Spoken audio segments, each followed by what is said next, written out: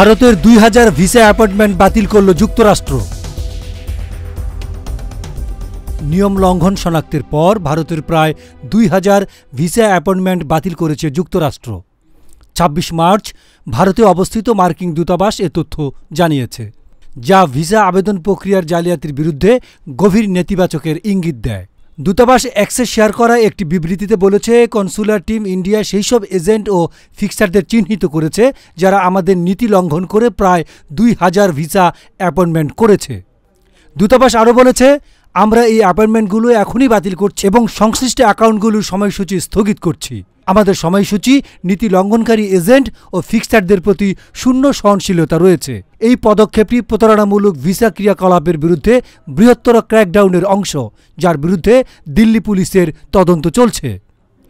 আন্তর্জাতিক ডেস্ক, গণমানুষের আওয়াজ।